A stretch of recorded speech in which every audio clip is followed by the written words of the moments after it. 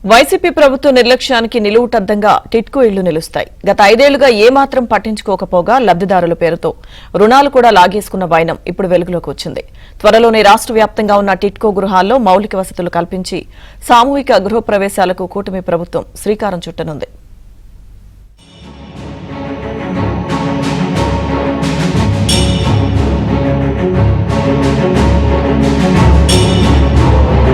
పేద మధ్యతరగతి ప్రజలు సొంతింటి కలను నెరవేర్చుకునేందుకు ఎంతో తాపత్రయపడతారు. అలాంటి వారి కలలను నెరవేర్చాలనే సంకల్పంతో సీఎం చంద్రబాబు టిట్కో ఇళ్ల నిర్మాణానికి శ్రీకారం చుట్టారు.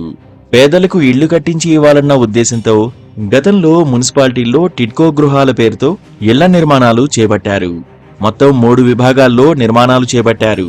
365 చదరపు అడుగుల ఇంటికి 50,000, 430 చదరపు అడుగుల ఇంటికి ₹1,00,000 చొప్పున డబ్బులు కట్టించుకుని మిగిలిన డబ్బుకు బ్యాంకు నుంచి రుణాలిప్పించే సౌకర్యం కల్పించారు. ఇలా రాష్ట్ర వ్యాప్తంగా 4.5 లక్షల మంది లబ్ధిదారులకు 39,000 కోట్ల రూపాయలు చెల్లించి నిర్మాణాలు చేశారు. అపార్ట్మెంట్లో ఫ్లాట్ల తరహాలో సింగిల్, డబుల్ బెడ్రూమ్లు, కిచెన్, వాష్ ఏరియా, టైల్స్తో నిర్మించారు.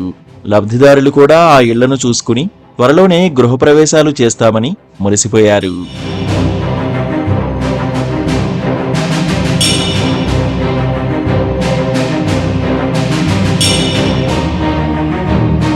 కానీ వైసీపీ ప్రభుత్వంలో ప్రజలు కట్టిన 50,000, ₹1,00,000 మాఫీ చేస్తామని ఓదరగొట్టారు. తీరా అధికారంలోకి వచ్చిన తర్వాత టిట్కో ఇళ్లకు సంబంధించి నిధులు నిలిపివేయడమే కాకుండా అప్పటి వరకు పనిచేసిన కాంట్రాక్టర్లకు బిల్లులు కూడా చెల్లించలేదు. కానీ ఎన్నికలకు ముందు లబ్ధిదారులకు ఇచ్చే కార్యక్రమాన్ని గతంలో మంత్రులు, ఎమ్మెల్యేలు చేపట్టారు. పేదలకు ఇచ్చిన టిట్కో ఇళ్లలో కనీస సౌకర్యాలు కల్పించలేదు. 10 ఏళ్ల క్రితం టీడీపీ ప్రభుత్వంలో నిర్మించిన టిట్కో ఇళ్లు ఇవాళ్టికి నిరుపయోగంగా ఉన్నాయంటే జగన్ నిర్లక్ష్యమే కారణం. అయితే కూటమి ప్రభుత్వం అధికారంలోకి వచ్చిన తర్వాత టిట్కో ఇళ్లపై సీఎం చంద్రబాబు ఉన్నత స్థాయి సమీక్ష నిర్వహించారు. టిట్కో ఇళ్ల పరిస్థితిని అధ్యయనం చేసి త్వరలోనే పనులు చేపట్టాలని ఆదేశించారు. హడ్కో నుంచి 4,500 కోట్ల రూపాయల అప్పు కేటాయించారు.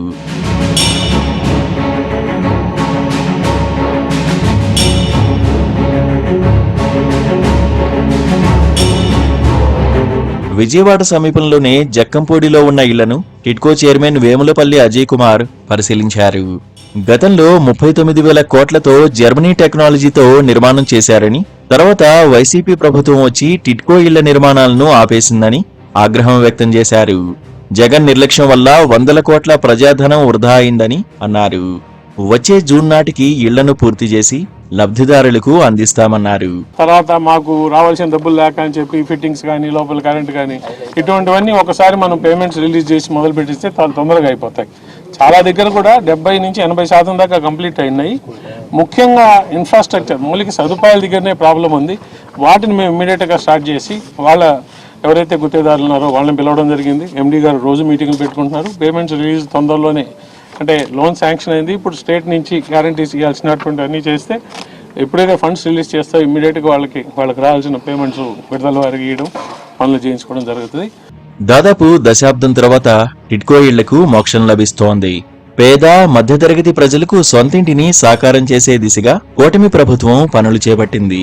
గత వైసీపీ పాలకుల నిర్లక్ష్యం, చంద్రబాబు ప్రారంభించారనే దుర్బుద్ధి, కుళ్ళు కారణంగా అమాయకులైన పేద మధ్యతరగతి ప్రజలు 10 ఏళ్లుగా అద్దెలు కట్టుకుంటూనే జీవించాల్సి వచ్చింది. ఇప్పుడు మళ్లీ చంద్రబాబు సీఎంగా పనులు చేపట్టడంతో లబ్ధిదారుల్లో ఆనందం వెల్లివిరుస్తోంది.